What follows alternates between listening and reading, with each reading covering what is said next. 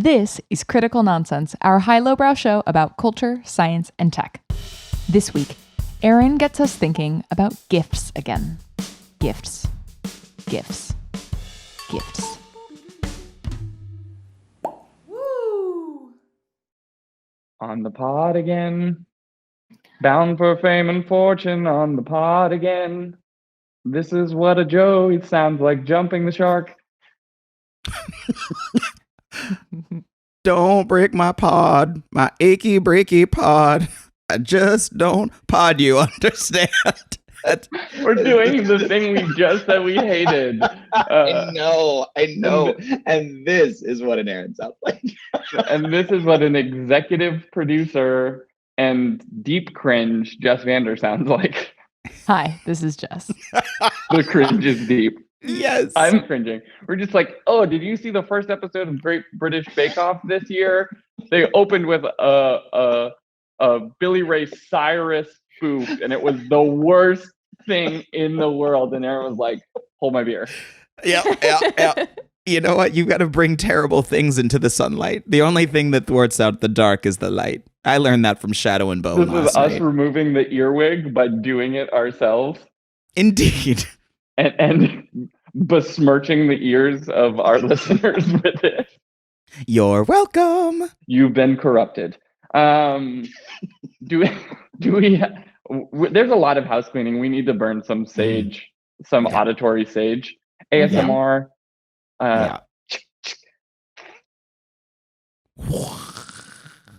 This now wafting. Auditory sage. Okay. Aaron, could you sing some Sade? That's auditory sage, I think. Okay, but before we do that, just a heads up about what is to come over the next several weeks. Remarkably, we are approaching the end of the year. As that happens, we will only have a few more episodes left before we return and revisit our wild prognostication. So keep an eye out or an ear out for this episode. Keep an ear out. And then before you know it, we'll be turning that page into 2022. So if any of you have any ideas or recommendations of your favorite episodes that we should be rerunning at the end of the year, if you have wild prognostications of your own, we will air them on the show. That's true for next year, or any observations related to our past year's progs. Okay, that's all. Well, I'll just... All right, sing the Sade, Aaron. Well, yeah, I guess I have to skip over Smooth Waft Parader and Your Love is Waft, and that's fine. My goodness. I was ready, or Your Sage is Waft. Smooth Sage Waft Parader. That's even better. I think that makes 10%. Parader. Yes. That's, if you're smudging with sage, it better be smooth and very parady. So, okay, picture it. Yeah. It is... Coast to coast. Okay, Aaron. Joey, picture we're it. letting Aaron go. We'll see about this. So, I was in New York a couple weeks ago, and I found myself having access to cable. I cut the cable cord like maybe 10 years ago at this point. It's been a really long time. And so what I've missed out on is watching Good Morning America live and not in clip form. Because do I still watch it late at night? Yes, 100%. And to GMA's credit, the topic the entire week, and I don't know if they're still talking about it, is all of the supply chain issues that are going on and trying to help people get ahead of all of their holiday shopping and making sure that hey, make sure that even though at this point it's 2 weeks before Halloween, that you've ordered all your Christmas presents because you're already past the date when your people will likely get what you wanted. It's already too late, so you should shop now. Yes. And it was very nerve-wracking for a type A person like me. I went into Evernote where I keep all of my potential gifts for people, and I said, "Oh no, this takes time and patience. I haven't filled this in at all." And so, I sort of sat there as this realization weighed on my chest like a somnambulitic monster You had Sunday. sleep paralysis from watching Good Morning America? I hate it when you know what I'm talking about and it doesn't make sense. But that's exactly right.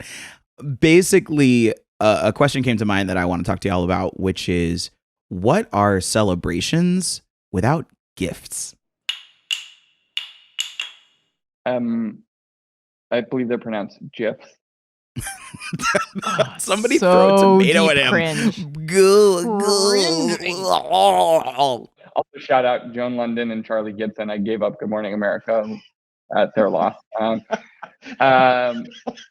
What? I mean, this is a weird question for me because especially today, or well, this weekend. It's almost my birthday, but it's weird for me because like gifts are not my love language, and I have like a tumultuous history with gifts. So for me, like it still does. It feels weird to make celebrations about gifts in some way because, like that's not like how I receive love, I guess. What is your love language, as an aside? Physical touch and quality time are at the top of mine. So just, like spending time with people and giving hugs apparently is the way to celebrate a holiday for me. But like I get why, especially now we're so distributed, or we're much more distributed than historically we would be. There's more sort of like a nomadic existence that can happen in like professional world and stuff like that. So I understand why gifts is, if you can't spend time with someone, is like a way of showing that you've been thinking of them. But I kind of like the idea of gifts not being as much a part of like a holiday or celebration. I mean, I guess in this case, we're talking about like Hanukkah, Christmas, Xmas, whatever, like that holiday season. But it's kind of nice to not like put that like burden of purchase in like a thing that, I guess I don't know whether like that's the intention, right? Like those holidays historically weren't necessarily about like bringing gifts, although I guess, three wise men bringing tithings of joy. So the gifts is always part of it. Gifts. Yeah, I mean, I also have a tumultuous relationship with gifts in that my family is not good at gifts. They're just not. They are really bad at them. And as a result... Which means what? Like, what is bad at gifts? So I believe that a great gift reflects your understanding of who a person is. And it's not at all about how expensive it is. It's not at all about like even... or like how flashy it is. It's the thought that counts. It's like, oh my goodness, you see that about me. And like there are lots of superficial levels that could be, like getting a movie that I like. I don't know, getting something at a store that I've mentioned. My family doesn't do that. And they don't even really go for like socks and t-shirts. It's like, hey, you said you wanted this thing. Here's something that I like. I got it for you. But really, it's for me. This is Rush Hour 2. I was 12. I didn't need it on DVD. I never liked those movies. Why did my mom get me that? Anyway, before my parents or anyone in my family actually listens to this podcast, they won't. The thing that I think about a lot, especially in the wake of COVID, or I guess not in the wake of COVID, but as we continue to press ahead with it, is how much, as Kanye put it, your presence is a present. Kiss my ass. I think it's really, really important, I think, to remember that literally one of the biggest gifts that you can give is just being able to be there. And like, grew up with divorced parents, so like other divorced parent people that are listening know the struggle of like, great, I get to piss off mom at Thanksgiving and dad at Christmas, and then I get to flop it next year. And somehow this has been going on for like 30 years already. How is that possible?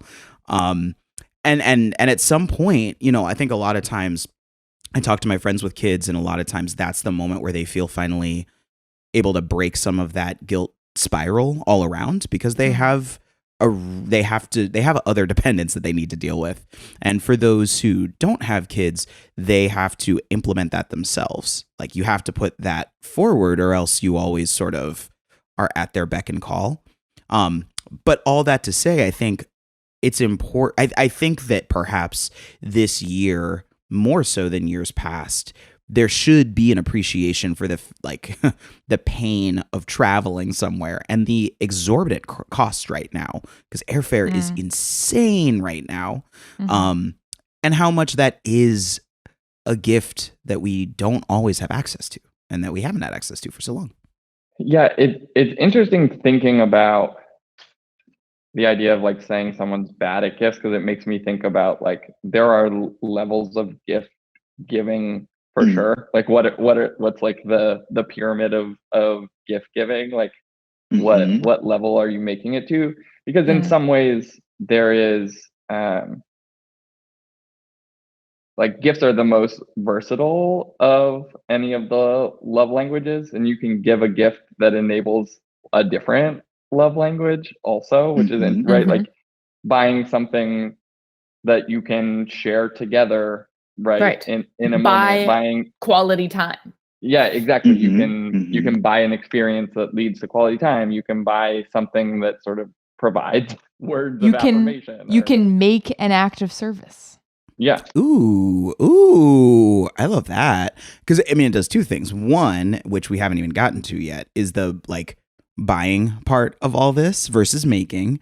And the other is even like the giving that keeps giving, the act of service. Like, it's kind of amazing to be able to create like a gift Rube Goldberg machine. That's pretty awesome. That puts a little bit more love in the world. Yeah. Or I think maybe what this does is just stretch the definition of gift, but I would say a surprise party, which requires not necessarily buying or making anything. It's just the assembly of loved ones. I think this gets after what you're saying, Aaron, which is like, that could be a gift if it is an intentional act to, make someone happy. Do you guys know anyone who are like 1000% anti-surprise party and have had one thrown for them? Me. Oh, wait, did that happen to you? I've had a couple of surprise parties, and and you didn't like any of them. I see you dying on the inside as you walk into the room. I literally can imagine it. Oh goodness. Yeah, it's interesting. Jess, when we were talking the other day, and this topic came up, was like, do you like being the center of attention? Somehow came into the conversation. And I was like, I like being in the mix, but I don't like being like the focus. I like like if it's a dance circle type of scenario, I don't want to be like in the center of a dance circle by myself. But if there's like a bunch of people dancing, like I'll cut to where the action is. You will also pull me into the middle of a dance circle. That has happened. You will do that. We will do this together. Yes. Yeah. That makes a lot of sense. And I do think that with surprises or surprise parties, you get the element of presence, which is amazing. But you also do get that like rapt attention, and everybody all of a sudden looking at you and waiting for your reaction, and like the only reaction that you can give is like breaking down into tears, but you didn't have any time to prepare for that. And and why should I prepare for the breaking down of tears? Well, then it turns into something where it's for other people. They expect, like it's not really for that moment, is not for you. And then there's the third thing too, which is like I think I would struggle with, which is that I love one-on-one or close-knit conversation and to go deep with people.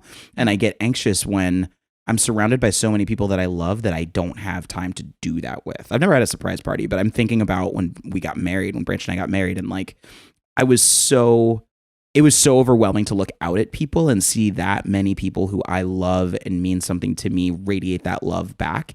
And I was just like, God, I wish I had another like 4 days just so that I could like have a couple hours with each and every one of them to like talk about stuff. So I can feel just that. need to have a destination vows renewal. Truth. Ooh, maybe we'll go to New Jersey. Hoboken's nice this time of year.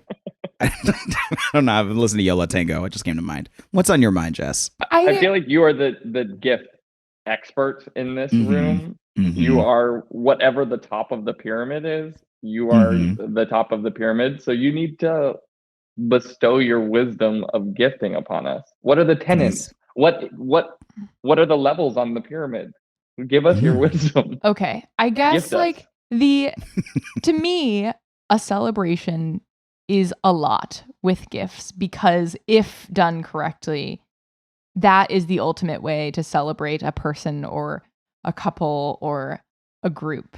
And I think the biggest challenge is that the pressure ends up crippling the gift giver into doing into like basically giving something that they don't feel good about, that the recipient doesn't feel good about, and then it's just weird. And I think the number one, like the key, if nothing else, Aaron, you already alluded to the greatest secret of gift giving, which is that you must always be thinking about how to give a gift for X person. There is no like, perhaps the deadline is some ritualistic moment, some event, some holiday where you're supposed to be giving that gift. But if you're only thinking about giving a gift right before you have to do it, you're never going to come up with anything good. True. And maybe what you'll come up with is something expensive, or maybe what you'll come up with is something generic, but like, it's not that you can't come up with something fine, but something memorable is really hard to do last minute unless you have a stroke of genius, and it's a lot of pressure to have that suddenly happen. I keep a list like you, Aaron, that are the people that I know I always am keeping a gift eye out for, so that if I find something, whenever that may be, or I think of something, and I don't need to have it right away, I've got it in my back pocket and I can think about it. And also, maybe it's not just an item that I'm buying, but there was this whole, I have to tell you the story about celebrating Ryan's birthday during the pandemic when everyone was getting like really sick of Zoom. And I had to figure out how to do something to like, everyone's throwing like birthday Zoom parties, and I found most of them to be pretty intolerable. It's just like a lot of people being like, hey, surprise, happy birthday. And then we just sit there and then nothing else happens. And so I was determined to do something different. A, B, there were also many people in his life I had not yet met.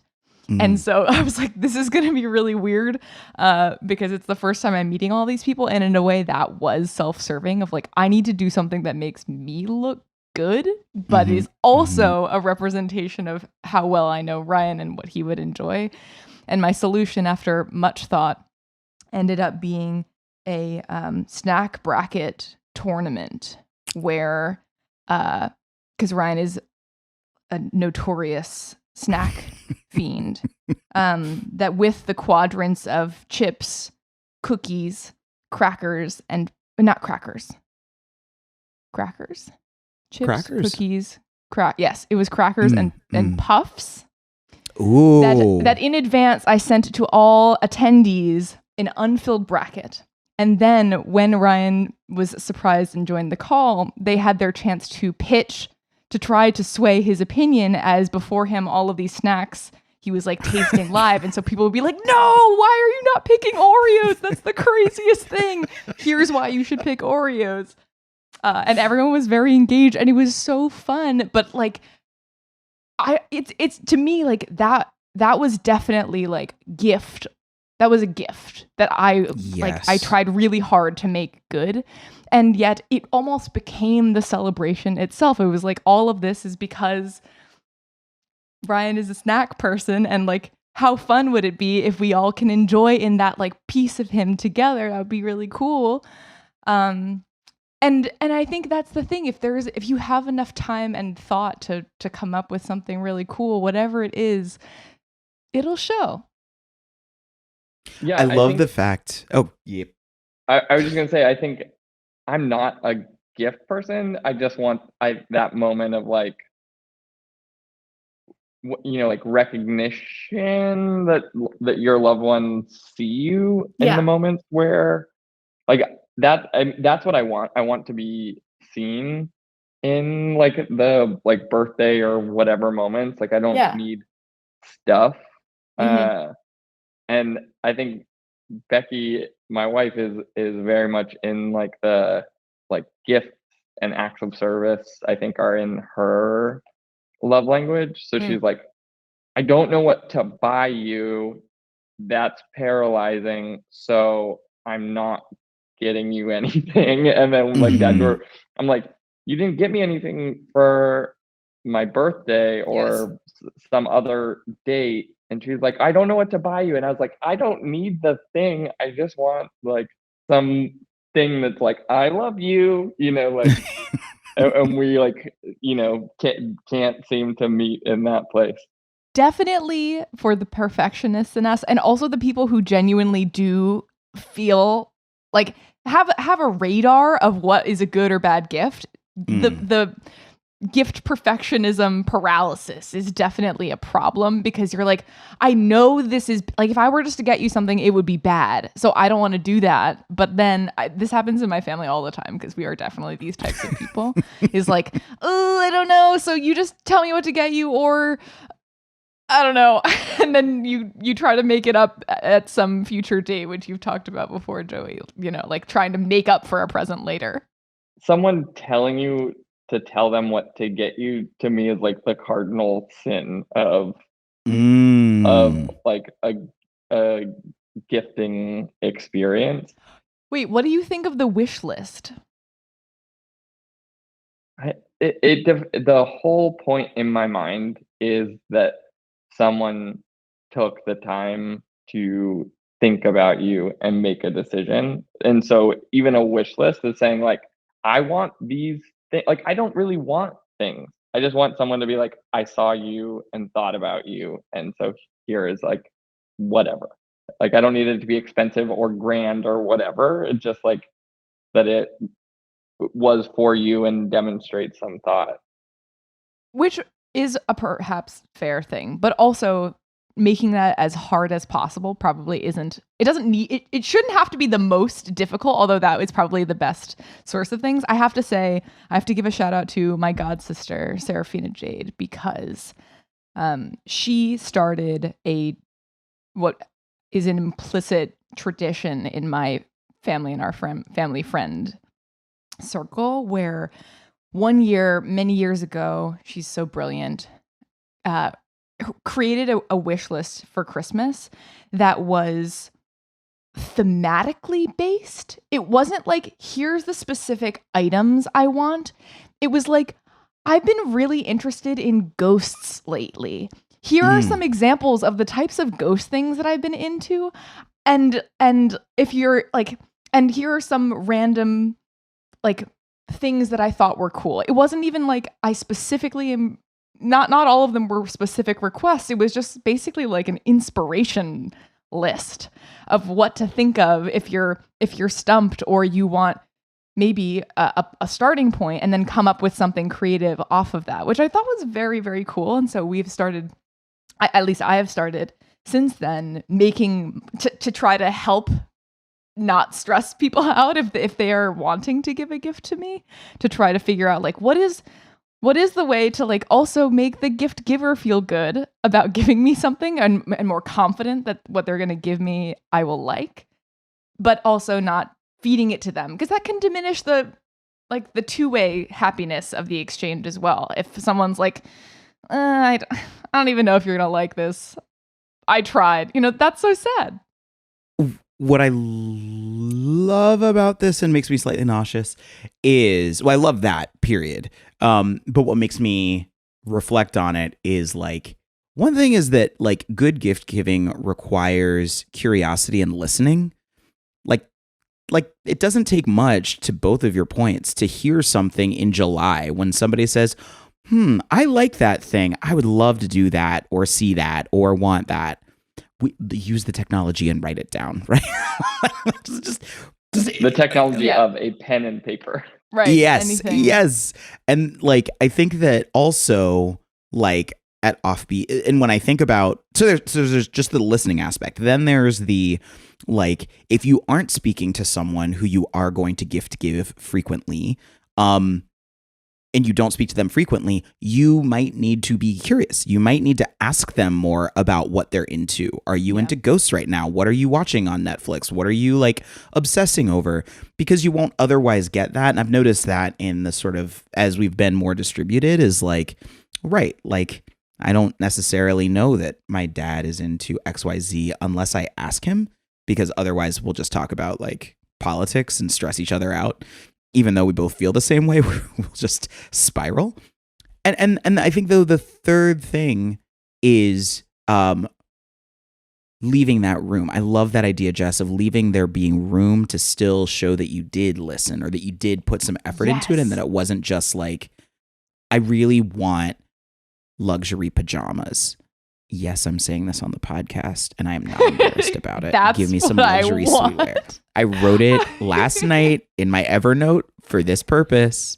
I want luxury sleepwear that breathes very nicely, and we'll see if the universe wants to pitch it back. Material is a really important hint to drop, because everyone has very different preferences in luxury sleepwear. Okay, I love what you were saying, Aaron, because I think the second and third step about being curious and then leaving room is so critical, because I feel like what people, a lot of times people will be like, I heard you mention this thing, and so I'm now going to take the most literal interpretation of that thing and just get you said you like blank, so now I just got you a thing with that on it, you know? And I feel like the leaving room part is where a really great gift can be born, and it doesn't have to be extravagant. It's just like, okay, if I know, and this happened with our work secret Santa for me. It was like, okay, I know that this person really loves, like, really fun, like wearing really fun things, and it's really hard to buy people clothes, but it isn't that hard to buy people socks, because everybody likes socks. So how can I take the most rudimentary gift of a sock, but like make space to make it personal? And so ended up like trying to find exactly the thing that would fit into the color palette of a specific jacket that my coworker has, so that it would like that, just like, it's just like a little extra thing. It's just like, can you put a little thought? And that's all it takes. And it Jacket was cool. socks. Jacket socks. Yeah. This is why you are the gift giver. Like, that's thoughtful. That's thoughtful. I have always just fallen into, even when I was like broke, fallen into the, like, just spend more for a thing they wouldn't buy themselves. And that has been like my, like, you know, sometimes it's like dumb things, like bought my parents like a new like Wi-Fi setup for their house. Yep. Like, I'm like, you're not going to deal with this, and you're always complaining about the Wi-Fi, so here's a like fancy Wi-Fi setup, you know? Yeah. In the era of Amazon, I love that. My dad was complaining about not having a paper shredder, and I literally just stood in front of him, went into Amazon, and said, a paper shredder will be here tomorrow. And he was like, oh, that's, you can do that? I don't understand. And I was like, yes, it is on the way. Solved. And he still uses it. It's been 5 years. I love the instant present too. It doesn't even, like, that's not, no bells, no whistles, doesn't have to have flair. But if you do something like that for a person, that's an act of service. That's an act of Yes. service. You know what I mean? Especially for someone who wouldn't have done that, right? Yes. And knowing that certain people either will agonize on it forever and not want to put in the time to like figure out what the right solution is, you're giving them all that time back.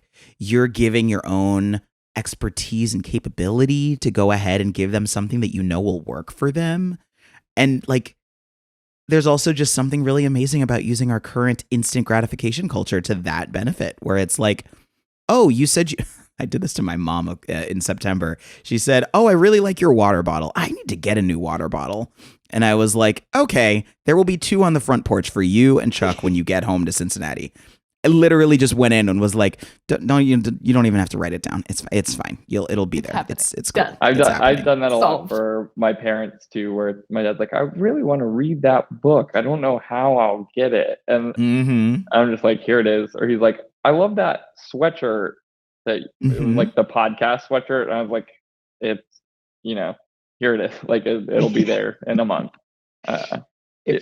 Some things are not instant, unfortunately, like buying merch from the Critical Nonsense store on Bonfire. Is that what it's called? Mm-hmm. Bonfire.com/critical nonsense. /store/critical nonsense. That is a gift you can give to someone. That's true. Anyone loves a fucking A sweatshirt. In Fire Truck Red. If I may, in final words of parting, as we've talked now about, all of the effort it might take into getting something for someone or thinking of something for someone that they'll love, or perhaps even the cost and the effort that it will take to do that. And I feel like in final parting, just like focusing on the things that you feel like at minimum might bring someone delight. I feel like the expectation of I need to bring someone to tears, or like I need to like do some really grand thing is the thing that ends up getting in the way of the joy of gift giving. And I feel like don't let that pressure hold you back. And if all you do is someone you haven't seen in a while, a present can be, and I've done this before, just like an extended update on your life. Like send them a letter, what's going on with you can be a present, and it doesn't have to cost a dime. I just feel like celebrating, we have more to celebrate with each other now, perhaps because we haven't been able to do as much of that in quite a long time. And I just don't want this to freak people out. Like I feel like there's room to give gifts to each other and enjoy that if we can allow it to not freak us out. I love that only anxiety tinged cozy blanket of the wrap up corner. That felt good. Yeah, there's always room for gifts is a nice that don't have to cost anything. Yeah, but there is always room to give the gift of you. I like that. Jess, but also shell it out. They'll be like, look at this amazing gift I got you, and it's like, just a bow on the top of my head. You're like, I'm here. They should know that. My present is a present. I wrapped myself. Overplay your gift. That's like the one rule you should not do. Of like, see everything I did for you. It's like that's the literal worst. Don't do that. And also don't set up the expectation for weeks of I hope you like this. I really hope you like this. Unless it's that good, in which case then you can do that and it'll be fun and it'll just annoy somebody. All right, well. We've given you the gift of this episode. I guess, can I just wrap up? So in case your mail doesn't come in time, write someone a letter this holiday season. Yeah. I think that's the answer. And then deliver it by hand because the postal service is also slow. Yes. Critical Nonsense is a Sylvain production. Brought to you by Jennifer Lopez, because love don't cost a thing. As always, we'd like to thank our executive producer and queen of the gifts, Jess Vander, and the GIFs. We'd also like to thank sound engineer and really the gift in all of our hearts this season, Alex Contel. We'd also like to thank programming coordinator and magician with the music, Les Jacobs. And we could not do this without the production help of Sari Gilbert and Nora Mestrich, organizer and designer extraordinaire. Extraordinaire. And as always, thanks, Ellen, for the gift of your love. Special thanks. Yes. You got one. Awkward silences. I really hope that you could hear the dog barking in the background across the way, and that's really good. Good. He couldn't handle it. Double special thanks to regifting. Yes. Keep it. It's sustainable. Love that shit. Yes. Special thanks to the gift that I have been preparing during the entirety of this episode. A bonus fun fact for gifts is don't sleep on the packaging, and it always adds more than you think. And something that doesn't add more than you think is the Amazon gift wrap, because it is terrible. Don't do it. It's a waste of money. Don't do it. Got it. Fair. Oh, I got one real quick. I'd like to thank Mary J, just because, again, she had that song, Give Me You, Give Me All You. There's a lot of music with the giving. So we did Kanye, Jennifer Lopez, Mary J. I think that covers. I'd like to thank Sparkle for You Better Be Careful What You Gift to Me. Ooh. Because I might gift it back to you. Joey coming in with the deepest of... I'm not surprised. I'm appreciative. Let me just be clear. Let's go listen to that and not listen to the portions of the songs that R. Kelly is on, but only the Sparkle portion. Can someone cut that? Oh, it exists. I love the R. Kelly songs without R. Kelly. It's wait, that's very on interesting. YouTube. Yeah. Like do what you want with Lady Gaga just without R. Kelly. It's a weird song because it's just like a chorus and a verse, but it works. And if you do it on YouTube, ain't nobody getting money off of that shit. So do it. Yeah. All right. Well, that's it. That's a gift. We love you. And bye. Party. Happy holidays.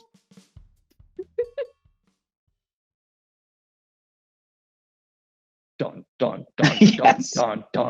Hello to those dun.